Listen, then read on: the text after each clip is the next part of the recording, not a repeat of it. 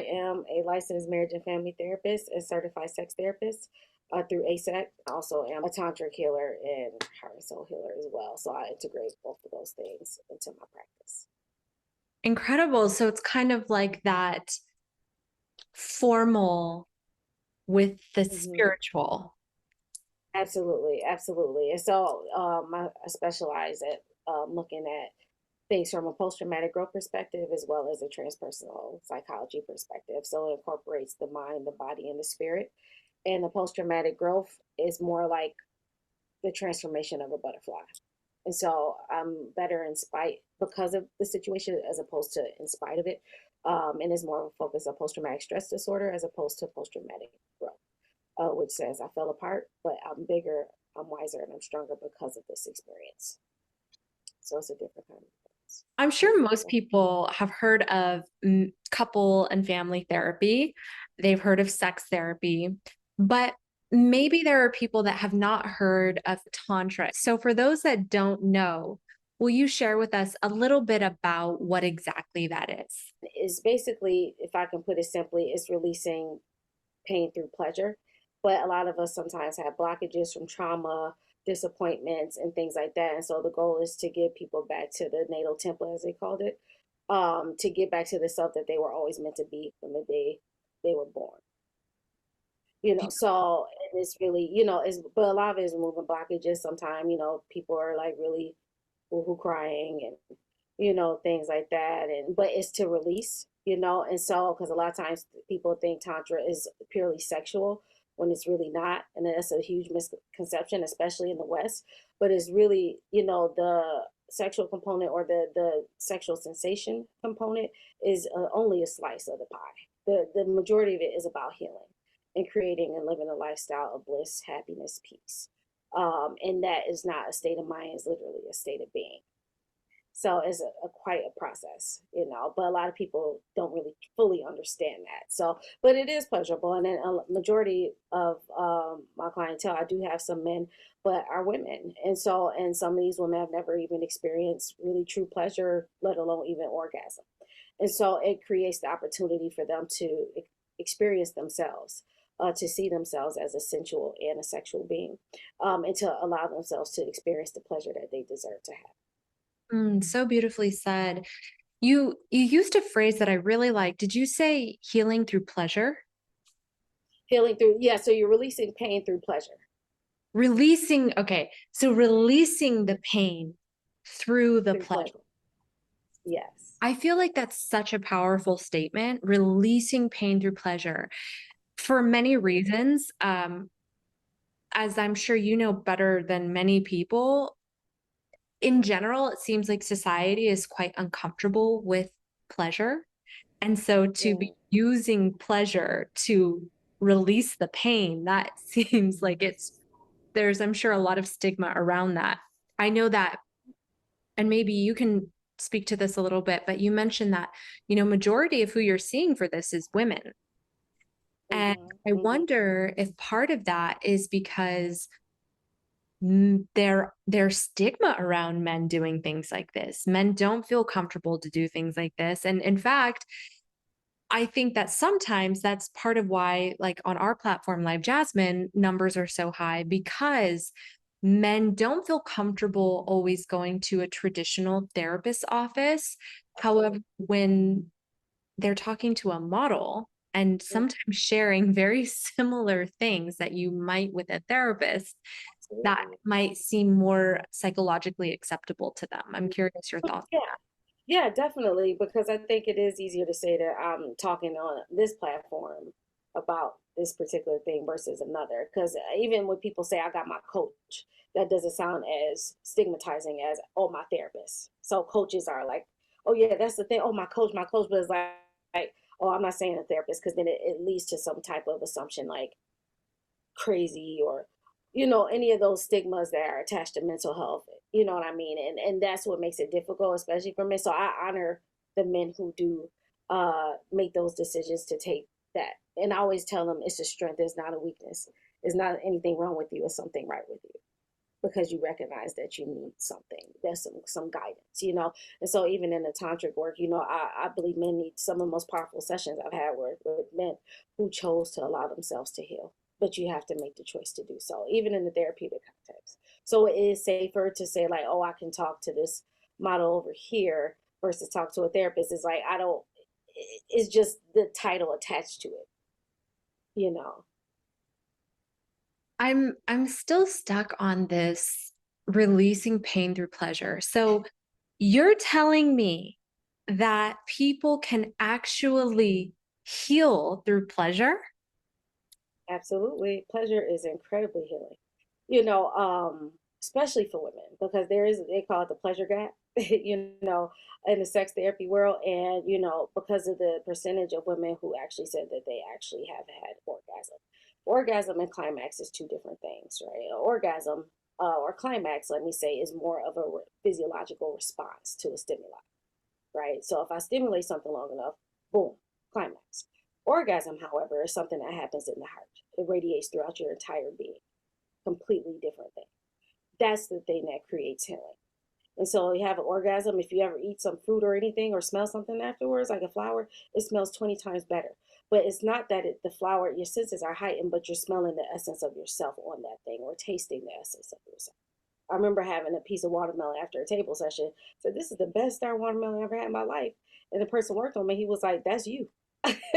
You're tasting your own essence from that orgasm." So it's translating to your life, you know, and that's what makes pleasure so healing, especially for women. Like I said, because even in sexuality and sex is centered around male pleasure in those heteronormative spaces. Let me add that piece too. So, you know, and it looks different. And so pleasure allows us to be free. Pleasure allows us to really tap in and understand ourselves. And that's why I'm big on self pleasure for women, especially. Because in order for me to know myself, I have to know myself. I can't expect my partner to know everything when I don't know it myself. And that's where pleasure can come in. You know, a lot of women reject pleasure because they don't feel good for living in their bodies during pleasure, so they check out. They disassociate. It's a large number of women who don't know themselves sexually. Not at all. It's like, and that's where I go in that process with them to help them have a relationship with not only their sexual selves, but their sensual selves. And one of my good friends, he shared like the process of a sexuality that it starts off with somatics, right? Our body, being present in our bodies. That's number one. Number two, we go from somatics to then sensuality, because that opens the door to sensuality. The more softer, the more it's a different type of experience, the sensual, you know. Then the sensual opens the door to the sexual. So it's kind of, and you know, I feel like men and women need that process, and people don't know how to sit in arousal. They have to release it. But can we sit in that and experience that? I had to sit in arousal for 30 days. So yeah. So but it was for a purpose to help people gain that understanding about what that is and what that means. But a lot of women do not know themselves. And I remember a woman telling me at a talk I did a couple years ago, she said, "I don't know what's going on beyond my belt buckle." The OBGYN does, but she doesn't. And to me, that is the narrative of a lot of women. Do we need to explore our sexuality? I mean, using that woman as an example, who's like, I don't know what's going on there. You know, what is she potentially missing out on? Or how do I ask this? Is it possible to live a full life if you're not really exploring your sexuality? I don't think so. But sex is a part of life. That's how we get here, you know. But I think for women, so many women I've talked to looked at it as a chore. But it's like, but what is your relationship with yourself? And you know, and to me, masturbation and self pleasure is two different things. Masturbation, I'm going into it with the intentions of climaxing. Self pleasure, I'm going to it with the intentions of exploring myself, learning myself, loving on myself, showing myself how I love me and what feels good to me, because that's what we deserve. So if I can't do that with myself, how can I expect a partner to do that for me? What a important distinction. I've Yeah. never thought about that. Yeah, you know, there is a difference between, am I going into this just to get what you would call a climax, which Yeah. is different than an orgasm because you said orgasms come from the heart. And they spread out and radiate throughout your entire being. Like one time I was in an orgasmic state, I could feel my hair was orgasmic. My ears were orgasmic. My eyes were everything, everything. So it's a different type of experience altogether, and it opens you up to yourself. You surrender to yourself, Wow. you know. Yeah. And I know we're talking about women, but men need that too, and they don't because they're big on climaxing and ejaculatory responses, not orgasms. Not many men actually have had an orgasm because it requires connection. It requires connection. You don't need a connection for ejaculatory responses. I mean, I don't think it's a secret at this point that connection is primal for human beings. That's why what's punishment? We send people, we lock them in cells by themselves. That's punishment Exactly. because Yeah. isolation is the most painful thing for us. We are relational beings. We are. We need relationships. In order to thrive, we need relationships. Like you said, to your point, the solitary confinement thing, they know that's torture. But then that's when some people start to hear voices and things like, I'm going to talk to somebody because I can't do this, you know? But it's real. I think about Wilson on Castaway with Tom Hanks, you know, that volleyball. We are relational beings. We need connection. I'm curious, do you think that part of the reason people are so sex crazed, so to speak, is because they're actually after that deep connection that you've described, but then they don't really know how to go about attaining it? So maybe deep down, they're seeking it and going after it, but maybe not necessarily going after it in the best ways, depending. Yeah. And so they're missing it. But are we chasing connection for sex or are we chasing sex for connection? Oh, that's a great question. That's a great question. And I think, you know what? I think it's relative to the person, but I would say if we look at a grand scheme, that some people, I would say, on the outside, they would say, I'm just chasing sex. But I would really think deep down, it's like there's something happening there that is lacking. Like I'm longing for something, and this is my way of trying to figure it out. But it's kind of like the best way to describe it. I remember I had this experience some time ago, but it's like to keep is like you feel this buildup of something, and then you keep trying to alleviate it, but it's not going anywhere. You know, so it's just kind of like, all right, like, and so say sexually, right? It's like, okay, I just want to get off, but then I get off, and it's like I never did anything, so it's not fulfilling the purpose, you know. And so I think that's what's happening to a lot of people. It's like, yeah, perhaps they are looking for connection, and this is the way that I can feel close to somebody, even if it's pseudo. Whereas others is like, you know, I don't want any connection. It's easy for me to compartmentalize and just masturbate to somebody's body. But I think the culture kind of pushes the I just want to masturbate to somebody's body situation. But I think that's kind of covered up with I really want to connect though, but I don't want to look like I'm outcast because I want to connect to somebody. Absolutely. I mean, even down to our education, how you just describe things, the difference between a climax and orgasm, connecting to yourself first before you reach that deep connection with someone else. We're not taught those things. We're not taught to think that way. It's not, we don't see it in our media. It's not, you really have to search this way of being and thinking out. Um, to your point, even using an example I have for Live Jasmine is that members, everyone says, camming is it's just sexual and that's it. Mm-hmm. But if you really think about that logically, just sexual is free online everywhere. When someone is paying by the minute Mm-hmm. for an experience, is it just sexual when they can have that just sexual thing, or is it the interaction? Yeah, it is both, and it's definitely an interaction because even working with people who spent thousands of dollars on video girls or whatever you call them, but it was for that experience. That experience. But I always say to people, okay, it's the experience, yes, but what is it doing for you? Because it's doing something.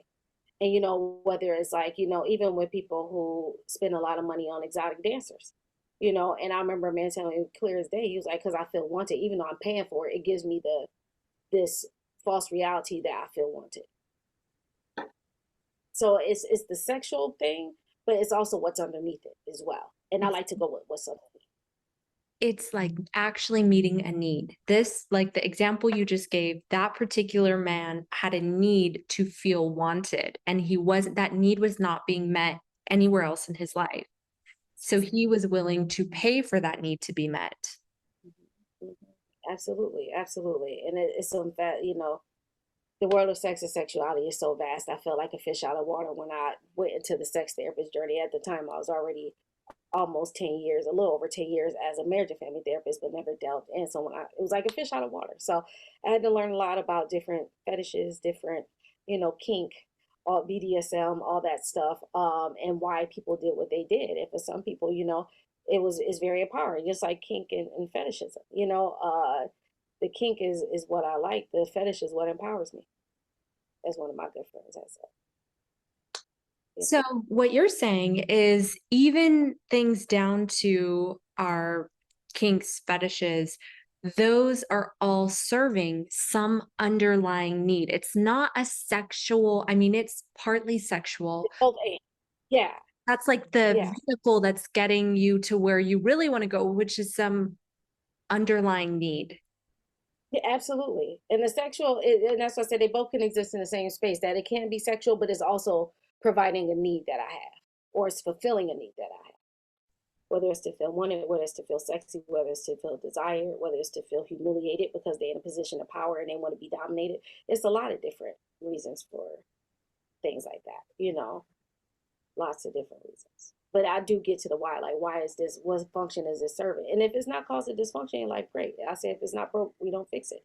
But if it's causing dysfunction in your life, let's get down to the crux of why it's there. Number one, why is it causing dysfunction, and what's contributing to that? What is it that you need to deal with?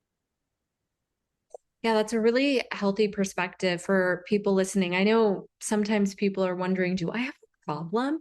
Or is this abnormal that I like this or want this or whatever the case is? And what you just said, I think, is a really good check in. Mm-hmm. Is this desire creating any type of dysfunction or problem in my life? And if the answer is no, then you're probably fine. And it's okay to have that desire or whatever. If it is creating a dysfunction or it's causing harm or something, then yes, that needs to be looked at and dealt with. But Because that's, you know the world is vast, and it is a lot of shame involved. And I know I've had people come to me being very nervous and about sharing what their thing was, you know. And I remember plain as day, one of these clients, he said like, "Thank you for making a very uncomfortable situation very comfortable."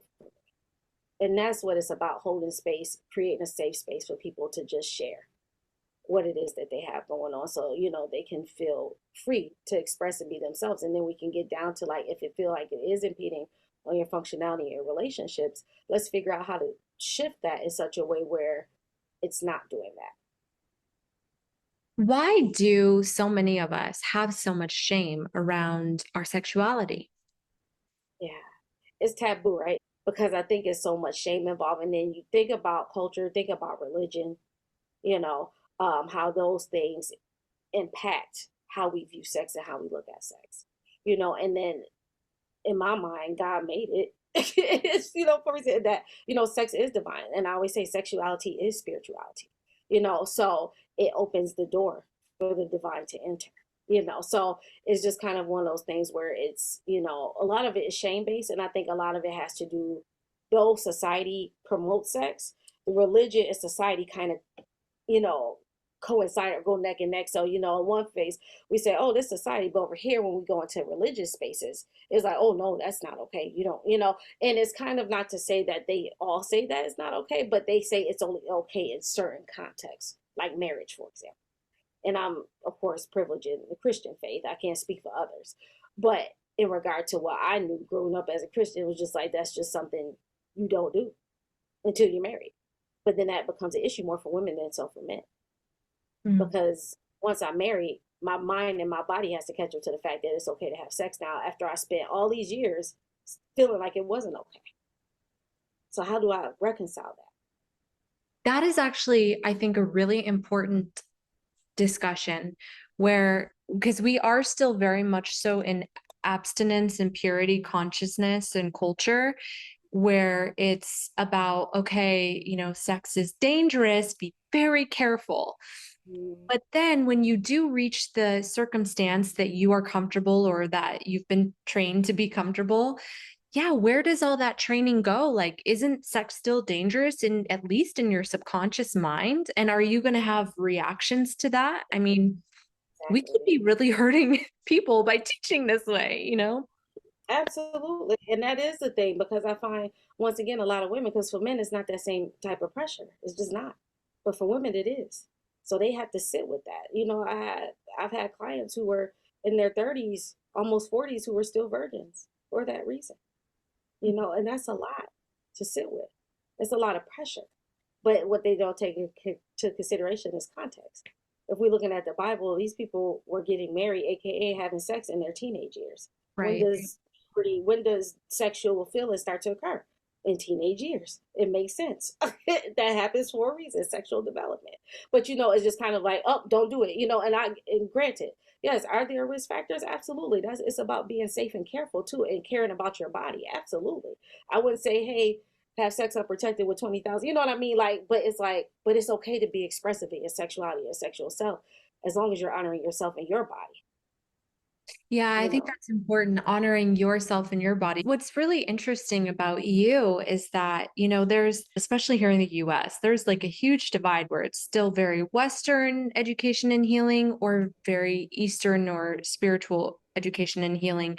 And there's like a clear divide, but both serve a purpose. I think was it Deepak Chopra? Someone like that. He said, if I'm trying to prevent disease, I'm sticking with Eastern, medicine. But if I was just in a car accident and need surgery, I'm sticking with Western medicine. That's where I want to be, is in the West. Absolutely. So I like that you've kind of married the two as well, where you're extremely traditionally and formally educated, but you Absolutely. also brought in this, I mean, Tantra, that's what, thousands of years old as far as we know, right? And so it's an ancient teaching. Yes, absolutely, most definitely. And there is the thing, and I always believe, like even on my website, because I do herbal stuff as well. I make teas and different things and tinctures for people, like herbs. And so I always say this is not to replace conventional medicine, but the best medicine is a combination. But I tell people, but there is no ailment on the earth that a plant can't fix. So I do say that too. But so it's both and, you know what I mean? Because you do need both. And I think to that point, it's like, yes, this is a time where conventional medicine is very necessary, and this is a time where more holistic medicine is very necessary. But can we bring the two together to create overall healing, experience? Because we need both, Yeah. So it's just, yeah. And that's why I believe in holistic care, mind, body, spirit. We need all three. I there was a story, I heard it so long ago, but there was a man who was diagnosed with stage 4 cancer, Mm, and he had made the choice that he was not going to do traditional forms of treatment like chemo or radiation. He would rather he wanted to enjoy the rest of his life, however long that may be. And so he went home and just watched tons of comedy and would mm, laugh and laugh and laugh and laugh. mm, And that joy and laughing therapy or whatever it was, I mean, literally sent him into mm. remission. He healed Wow, so much from wow, laughing. wow, And so wow. then people were like, oh, we need to look at, but it shows the mind, body, soul connection where, I mean, that joy literally infused him with I don't know what happened, but I don't know how it works. It's, it's But joy, and that's energy, and that's the essence of a feeling, you know, joy. I would say joy, peace, and grace, and that's what I have to use in the heart work. Um, Joy, peace, and grace. Literally feeling the essence of that. So that's a beautiful story, and yeah, that's beautiful, and it makes sense to me in that space that he genuinely experienced joy. A lot of the pain and things that we carry is in our hearts, and so it's kind of like this thing where you're kind of needing to connect with your heart too. Connect with your heart space. Breath work is really powerful work. So if I breathe in like the color blue to cleanse out my heart, the color blue and the feeling of joy, for example, and just see the sensation and keep inhaling. And if for every exhale is like a flame, like gasoline being poured into a flame to make that sensation bigger. Because you can feel a orgasm without even anything sexual. It's just you breathing into yourself, you know. And so even with a partner, same thing. You can connect to each other in that way, but we have to connect. What happens sexually should translate itself in our life. How do we build the bridge to connect outside of that? And now when I say intimacy and people say, oh, we're not intimate, I always ask in what way? Because there's at least 15, 14 ways to be intimate. So are you intimate outside of sex? Because sex is, as I read somewhere, sex is an emotion in motion. And so even experiencing the orgasm, it requires the connection. So am I connected to my partner? Do we connect to each other outside of this space? Because some partnerships, the only time they connect is when they're having sex. You're probably not going to have an orgasm. But if we connect and have an emotional connection, we have a connection of enjoying each other's company. We have a connection of, aesthetic connection. For example, we can enjoy beauty of art and watch the sunrise together. That's intimacy and connection. And so when we get together sexually, boom, it's organic because I'm connected to you. I want to be close to you. I desire you. And I feel that connection from my heart. So of course it will radiate. But if you want to add extra sprinkle on top, put some of that breath work in there. And even with, in the orgasm, when you take deep breaths in it, it actually prolongs it and intensifies it. Oh, good. So yes, because we usually when it happens, it's like you gasping as opposed to just breathing into it. So even with yourself, by yourself, it's just kind of like those deep breaths. It helps to build up. And then it's like, okay.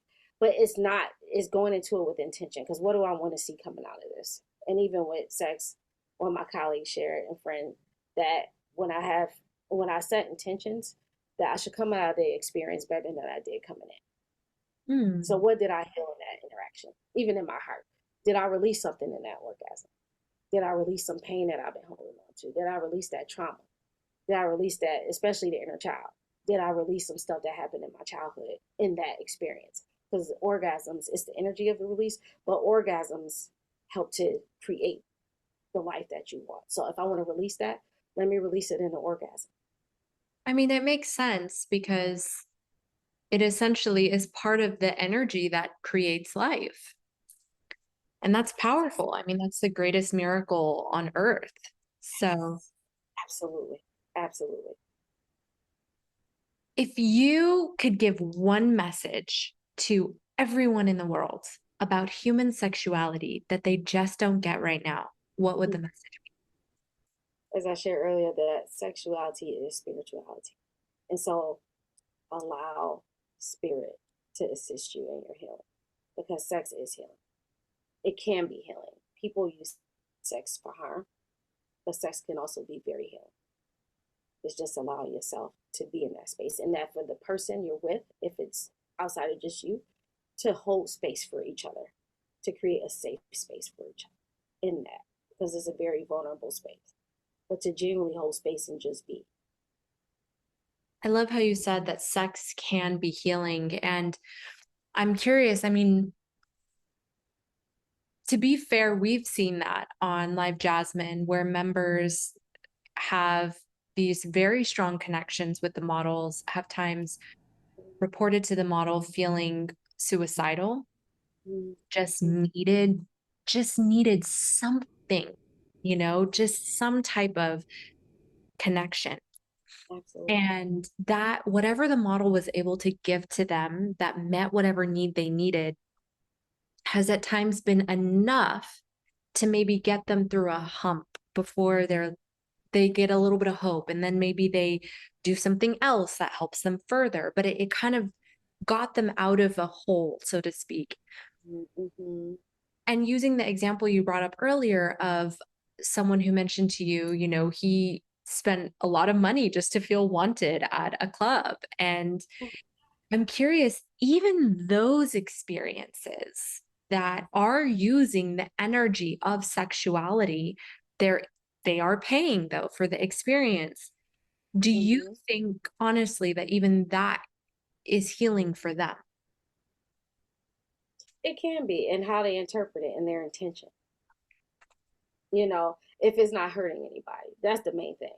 Because I know some people who are in relationships or married who partners aren't aware of these things. So that's where it becomes like a, but at the same time, I'm gonna say, but I won't say and at the same time, based on their lived experience, perhaps they could see it as healing because of what it does for them. But then the caveat would be, can you, if especially if your partner, can you get that from your partner, or actually more importantly, can you give that to yourself? Because the things we seek are often things that we need that we don't give ourselves, just like love languages. You know, we often require from a partner what we don't give ourselves. If I need words of affirmation, it's because I don't give it to myself. You know, it's just those little things. So it's both and, right? Because I want to get it from a partner too. But am I giving it to myself? Do I make myself feel wanted? That is, I think, a universal issue is looking outside of ourselves for our needs to be met. When I'm not saying that we shouldn't get it from outside of ourselves, we should. We are designed that way, but we should also be giving it to ourselves so that we are having our needs met no matter what's happening on the outside. That is the key. That is the key. That is the key. Because no one is responsible for their own happiness except self. I cannot put my happiness in someone else's hands, right? No one should be able to take away from my happiness either. They can add to it. So the saying goes with all the other things. Yeah, it's an addition. I have my table, but yes, I do have things that I require, things that I want, and non-negotiables. That's what I tell people: needs, wants, and non-negotiables. So in a partnership or relationship, yeah, even in a friendship, boundaries keep us safe. Boundaries keep us in a relationship. And am I giving myself these things too? Very well said. With your very unique perspective and experience, it really is unique in the sense of, again, that you've kind of married two different Mm-hmm. cultures almost, kind of Western and Eastern, ancient and modern, so to Oh speak. yeah, for sure, for sure, for sure, definitely.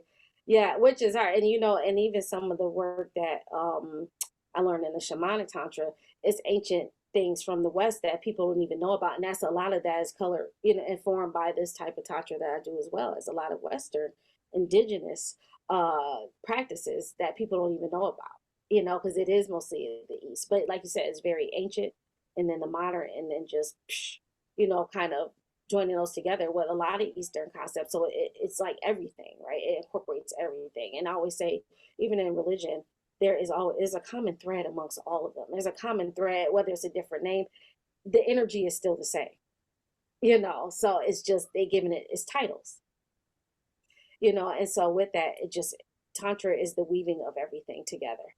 It's the intertwining. So it looks at everything. With that perspective, how do we move forward in creating a more sexually healthy society? Hmm, that's a great question. I think first of all, just talking about sex in general, talking about the stigmas, talking about the shame, talking about just the different things that people want to be in the dark about, you know. And then from that conversation, then talking about what's safe and what's healthy, and from people's, because it's relative, right? That everybody has a threshold, but consent, bodily autonomy, safety, holding space, having a safe space. Consent is, I probably said that, but consent is very important. All those things are very important, but it's having those conversations and making it explicit, because it's seen as implicit, even though, and then the people who do make it explicit, they get kind of stigmatized for it. But it's like, let's make the things that, because we all know what we're doing. This is how we survive as a species. So sex is happening a lot, in all kinds of ways. So it's like, can we make the thing that's uncomfortable comfortable to even have the conversation? It's like that oxymoron, like, let me get comfortable with being uncomfortable kind of thing. So just even when I, and having conversations and creating the space, we co-create the space, especially the relationship between men and women and sexuality. But then we're going into, came even touch the LGBTQIA, etc., because that's a whole other piece in itself where they have their own ways of doing things that we have to respect because a lot of things are heteronormative when we look at the whole slice of the pie, so that is it safe for everyone in this space, not just privileged people, but for everyone, and having those conversations to facilitate that change so we can know what that looks like. Because I'm big on like, okay, if I was to see it on a movie screen, what would I be seeing? Because a lot of times we get tossed around abstract ideas, but what does it actually look like? What's the action plan? And it's those conversations so that we can then begin to plant seeds to see that harvest of safety, to have councils of ethics boards, and especially in the tantra world, because it's not a lot of regulatory boards, to provide safety for not just the women, but also the men. I mean, You yeah, know, I think you hit such a key chord with the explicit communication around sexuality, needs, wants, desires, and just really being extremely clear. And that creates such a bond too. I mean, to be honest with you, I've interviewed now members of Live Jasmine and models who have had relationship for 15 years. I mean, that's a long friendship for anyone, really. And when I think about how did that bond form? I think a big part of it is when you're vulnerable enough to be honest about your needs in such a vulnerable place, such as your sexuality, it does create a bond. I've seen that firsthand develop with these relationships that become 15, 20 years and I'm sure more in some cases. definitely, definitely, for sure. And those things can last, and it's still, it's a relationship. At the end of the day, it's a relationship. And so, how do I keep that, from a space of safety, transparency, even in difficult moments? And sometimes it is hard to be transparent, but sometimes all times it's important, even when it hurts. It's important because that's what keeps relationships lasting. And I'm not just speaking romantic. I'm talking about friendships, familial, all relationships. Couldn't agree more. Thank you so much. Oh, welcome. Most definitely. Thank you for having me. I really enjoyed this. Um, I guess I was gonna say conversation, but I know what it is. So I Yeah, it really is a enjoyed it. conversation. Yeah. Yes, absolutely, absolutely. And thank you for, the amazing questions that you had too. Those were really good questions. So it really made my wheels turn. I like that. So it was great. Thank you. Thank you. Yeah.